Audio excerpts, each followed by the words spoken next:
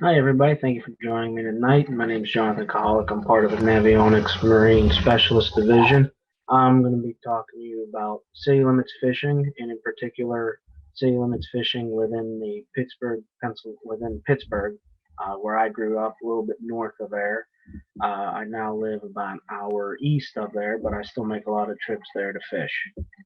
I'm going to be talking to you about some of the techniques, uh, things I've learned, and some of the lures and equipment I use while fishing the Three Rivers of Pittsburgh. I've got a lot of screenshots, and I'm going to try to annotate a little bit on to describe why in these areas that I fish and I've had success on the rivers.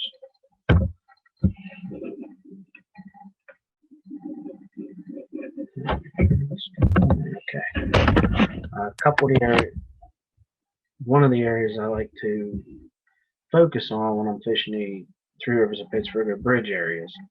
I know a lot of people during the Classic have seen Kevin Van Dam, and a lot of them focus on the bridge pylons in the sort of towards more the channel, which is, if you like doing that, it's fine. On the other hand, I focus more on this picture here towards the areas up against the shoreline. And the reasons I focus on them areas is a lot of times they have rocky piles that come down the shoreline into the water. And also, for instance, this picture here, you have shallow water here and a shallow water hump here. So when you have the direction of the flow down the river going from north to south that way, you have this area right in the middle where a lot of bait will get pushed and conjugated in one area.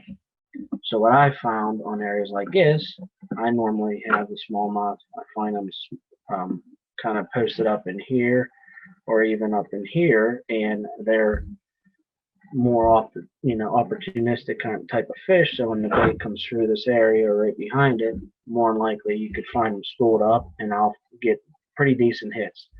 And on days when you find them there, it's an area where you can sit and work out. You can work it a couple, you don't got to sit there and run the rivers. You can sit on that spot, watch them on your fish finder, and drop right down to them. The sewer drains, I'm sure if you fish the Three Rivers, you see numerous sewer drains that drain directly from the sewer system in the city, or even, for instance, El Casan, stuff like that, right into the rivers. I believe on this picture there's one right in here. I was trying to find them, but it's hard to find them using the maps to give you a good visual. But on the reason sewer drains that I've had success on that, and I've actually ran them, and a couple people in the FLW Forestwood Cup actually used them too, is when you get storms and all the city floods and tries to drain, it creates a sort of basin right at the base of that sewer drain. So you have shallow water or shallow area in front of the sewer drain, but directly below the sewer drain, sometimes you'll get a deeper hole. And when I've been fishing a couple tournaments, I actually found that there's, on numerous occasions, legal and even sometimes big smallmouth that'll sit there right at the base of that sewer drain. And what I've done is I've taken either a crayfish or even a shaky head or even a wacky worm.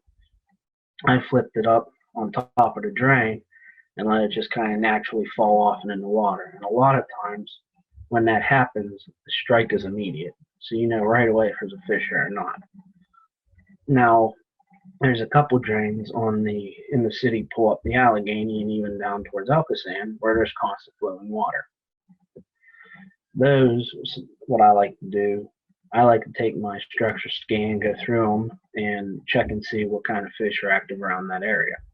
Now, once I find the fish in an area where the fish are active, I'll sit there and I'll play it out due to the fact that you've got all that current coming in through the river, and it stirs up the bait and the food that the fish are going to constantly come in and not eating.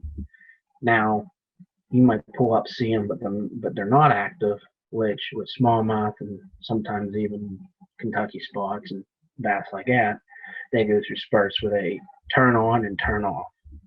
So you might have to sit there, come back a few times for them to turn on, but when they turn on, it's going to be a fun time, and they'll be on for 20, 30 minutes or so. And a lot of times you can limit real quick. Here. Come on. Let's see if I can clear those annotations there. All right. A couple other areas I like to focus on is riprap. Riprap can be anything from barges that got stuck on shoreline that have now become a permanent structure. It could be barge tie-ups. It could be steel and stuff like that, or even concrete that has been there for a while and has formed a natural structure on the shoreline or in the water. Around this area, this is actually up the Mon a little bit towards south side. This whole shoreline here has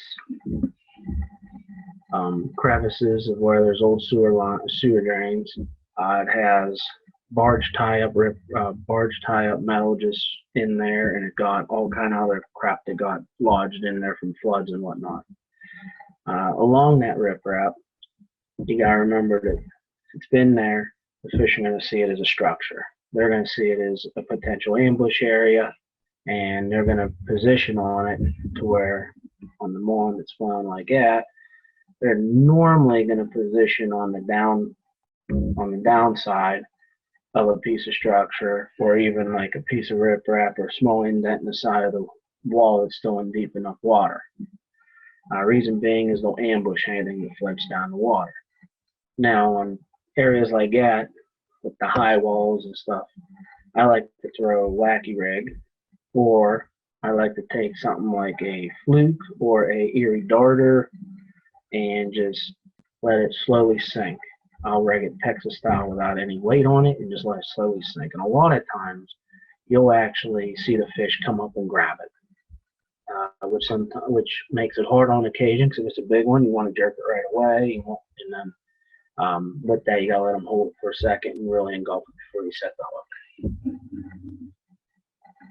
The next thing I look for, a lot of rocks. A lot of rocky shoreline. I like to look for the bigger rocks, not so much little gravel, but the bigger rocks. And this is actually the first island as you go down the Ohio River, the city. You have here, a little bit of the area is not charted, which I've noticed. A good portion is right here on the point. You got a nice rocky area down both sides. Normal, what I found, the flow comes from here and kind of bounces off this wall and pushes more up this way, but you get a little bit of backdraft in here, back into the back channel. There's been numerous occasions where I've pulled up on a boat, just kind of come right in from this side here, thrown over here and thrown that way, and I've caught multiple fish off of this area. Reason being, flow going down, pushing bait by them. But a lot of time with the smallmouth, they'll focus more on a rocky area than they will a muddy area, or sometimes they're in grass flats. I really can't rule them out, because there's some grass flats up towards the south side where the Gateway Clipper are where you'll find them. But a lot of times what I found with the smallmouth is they focus towards the rocky areas, and you also, on this bank, have a decent drop. It's not a straight down drop, but it's not as gradual as a lot of the river. And that's one reason on there I found some fish. Here's some strings. Another good area or pattern I've taken a lot when I fish the river are fishing the barges and boats. And when I'm talking barges and boats, I have this area down here, the convention center, not the convention center, but the science center is right up here. So you have the submarine right in here. You also have the Sea Adventure right in here. I find during a nice hot day, when you've got overhead sun, water's kind of cooking, you'll find a lot of time the fish will sit right underneath these boats. More of the ones that are stationary, you'll see them cluster under more, and this includes not only them boats of the submarine, you can find them on the Gateway Clipper fleet, as long as they haven't been coming in and out a lot. You can also find them on barges, which on the opposite side of the river from this, you got a big barge fleet that's always tied up. What I've found a lot is if you can find them on them, and if you can find them on the boats and on the barges, you can run the river and fish just boats and barges. And on this next one, it has man-made structures such as docks. That can go on with the same theory that I'm going with on this. If you can find them high and under to get out of the sun, you can run the river and basically find them that way. Another man-made structure that you got to think about too is you have the launch and the pull-up areas right in front of the two stadiums. Now, if you're looking at the shoreline coming down, you could see that they're man-made with the bricks to make a nice landing for the Gateway Clipper fleet, and also the Just Ducky tour goes in and out of there. Well, to make that secure to where they can pull in and out, they got to come down so far in the water. Now, if you're on your boat going by there, you know it's about 15 to 20 feet depending on the level of the water of the river. They're not taking that completely down to 15, 20 feet. What they're doing is they're building a sort of like a high wall there, bring it down to a high wall, and they got a man-made high wall underwater to where it's holding all that up. Something I found that's worked a lot, and actually my buddy's pulled one of the biggest fish out of the river that he's ever pulled out, smallmouth wise, right off of one of these. We'll go right down the high wall, looking at structure scan, and you can actually see the smallmouth and sometimes even largemouth, depending on the flow of the river, just sitting up on that high wall under the water. Now, we've caught them a couple ways there: jigs, drop shot, and also crankbait. It all depends what you're comfortable with at that point, but that's a kind of an underwater hidden structure that is man-made that a lot of people don't think of.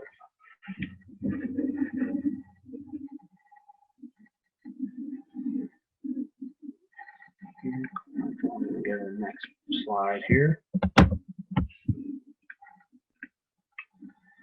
Okay, I'm going to talk about some of the equipment that I use for, I like to call it finesse fishing, because I use real light line, real whippy rods. Some of the best rods that I found to do this are the T. Allen lineup of rods. They're out of Florida, all American made. They use all American tackle on there, or American tackle products. One thing I like about the rod that's unique to them, they use the Wave Series guide system. It was developed by Doug Hannon, and one of the actual pro staff of the company is a part owner of the Wave Series guides. Something I like, and the reason I use them is, one, the rod blanks are super sensitive. They can bend very well without any cracking or any breakage or anything going wrong with them. But also with this guidance system, I found I can get extra distance and a better feel with light tackle. And also the line I pair with it is Ball 6 fishing line. It's a European line. But what I like about it, I actually have a spool here to show you. I use both the fluorocarbon, the monofilament, and I use it in a couple different styles, but this is the fluorocarbon here. One thing I like about it, and the reason I use it, you got the white peacock fluorocarbon line. It's a, as you can see on it, it's a 12-pound test line, but the diameter on it is a lot thinner than any other company out there. For instance, this is 12 pound, it's a 0.01 inch diameter line. Now, this is the 12-pound test line, to me, is like the normal 8-pound that I use. But if you take the 8 or the 6-pound test line in theirs and compare it, it's like using a 3-4 pound. So when the rivers are clear and you're trying to really work a bait to make it look lifelike, it tends, for me, I had better luck, better hookups, and the fish that are finicky don't sit there and look at it and wonder. They just hit it. And I found it increased my catch rate a lot, and it's also extremely strong, and I've lost a lot less fish with line snapping, and I've always had better. I mean, it's just worked for me. It's something that works for me. It might not work for everyone, but it works for me, and I constantly and truly use it. A couple of the techniques and baits I use while fishing the rivers. One of my go-tos is using the drop shot rig, more or less because I like to find the fish using my Simrad units with the structure scan. I'll find pods of smallmouth, or even sometimes learn smallmouth if they're big enough, or find the areas and find the ones that have fish on them. And I'll pull over them using my trolling motor, see them down, or drop right down on them, so I can watch and see how the fish react. Now, some of the baits I like to use on the drop shot, these ones, I'll show you a couple of them. Company is Freaky Frank. He's actually out of Virginia, if I'm not mistaken. But he makes a worm that you can get in multiple colors. One of my favorite colors on the river is bubblegum with a pearl white. He has this flat tail with this wee little ridge you can see on it. He makes them in, I believe, 3 or 4 different sizes now. This is his normal size. It's about 2.5 inches. The reason I like it is because when you put it on there, you can use really light drop shot weight, really light hook, but the tail of the worm and the way the worm's cut constantly makes it move with a little bit of current coming down the river. That's one of the ones I like. Another color I've had good luck with is actually green pumpkin with a chartreuse tail on it. Those are a lot of the colors I throw most often. Sometimes I find if you use a color out of the ordinary, they'll also hit more. They'll also more likely hit as well. If I'm cranking, I like to use a square bill, more or less, because you have the real shallow part of the river, and then it drops quickly to where the barges, to where they cut it for the barge traffic. And I actually throw the Bagley baits a lot. This is the newer version of what I throw. I found a lot of older ones that still had like the sort of like the foil flake look to them. But I throw a lot of fire tiger when I'm throwing them. That and crayfish style, or crayfish color, or even a shiner color I'll throw a lot of. It all depends on the color of the water. If it's really clear, I'll throw more of a shad or crayfish color. If it's got a stain to it, I like to throw fire tiger. It's just a confidence thing with me. I'm more or less, if you're looking at the two here, I'm throwing the B1 up top, a little smaller. But if I'm up creeks and stuff like that where you got the potential of a good sized largemouth, or there's some good sized smallmouth in the area, I will throw a bigger one, a B2, just to get the bigger hit. Two of the other rigs I like to throw is a wacky rig. The wacky rig, I'll mostly throw with a Senko. You can't go wrong with that. What I like to do though, just to get it down a little quicker, I'll either throw it like that with sort of a flick it head, or sort of like this next one, sort of like the Nico rig, but not really. I'll throw a little bit of a weight in here just to get the sink down a little bit quicker, because sometimes you're throwing on the barge tie-ups and structure that can go from surface to 8 foot deep. I like to cover the water a little bit quicker, just because of sometimes the current, and also if it's a bad day or a day where there's a lot of boat traffic, you don't know how long you're going to be able to hold in that position and beat up with the waves. Now, like how they're using the rubber bands here, I use a product, it's called the Hook Pal, and what it is, it's like a little disc. I don't have it here on my desk to show you. I wish I did. They have two little discs. You first put one on, it'll sit right behind the worm. Put your worm on, and you put one in front. So it kind of sandwiches the Senko in between. The reason I use it is because when you're fishing with it and you got a day where there's tons of smaller ones hit and you're going through baits like crazy, those little discs will put a little bit of, it'll actually help with keeping the bait from breaking when you hook into a fish. Instead of all the force being put directly on the worm, it's actually kind of sandwiching it in there, and it's using the worm as more of an absorber, so it's not pulling the worm out and all that. It's helped me save a bunch of money when it comes to Senkos and even other soft plastics. Another rig that I've actually used this fishing behind people and have caught a lot of fish. It's this rig's also popular down in the Chesapeake Bay area. I've had success a lot of places with it. It's just something different that a lot of fish that sometimes a lot of fish haven't seen. It's called a Nico rig.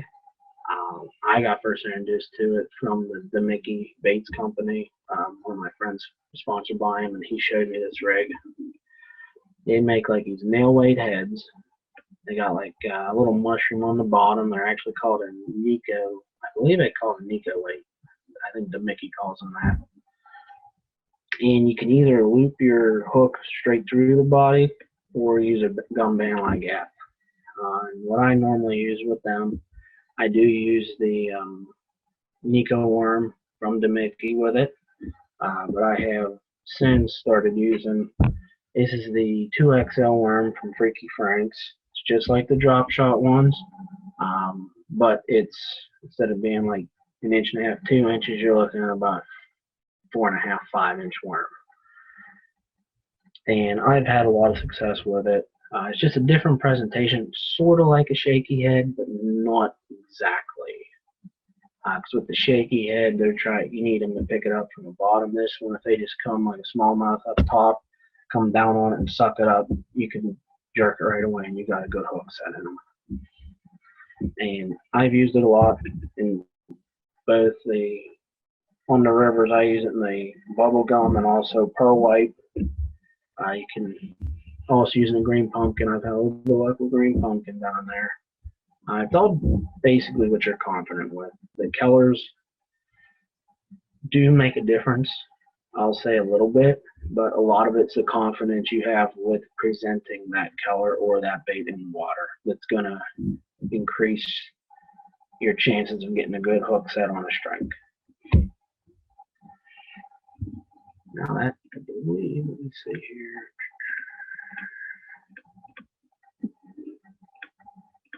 That's all I have prepared for in a presentation. I would like to open it to questions because I want to be able to help you and answer anything that you have pertaining to fishing the Three Rivers.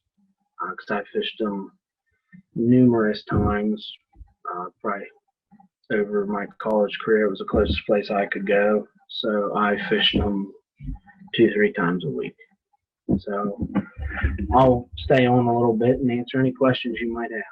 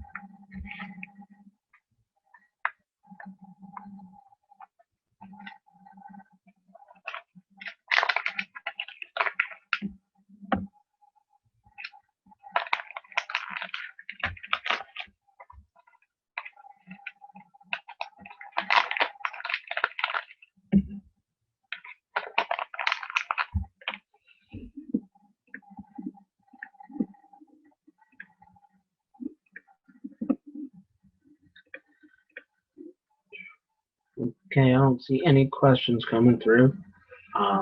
If you think of any over the time, I believe you'll get an email on my email address. Feel free to ask me them. I will respond as quick as I can. In the meantime, I appreciate you showing up and listening to my webinar. I hope I was able to help you get with some ideas and techniques and help you increase your catches on the Three Rivers of Pittsburgh. Thank you, everybody, and have a great rest of your evening.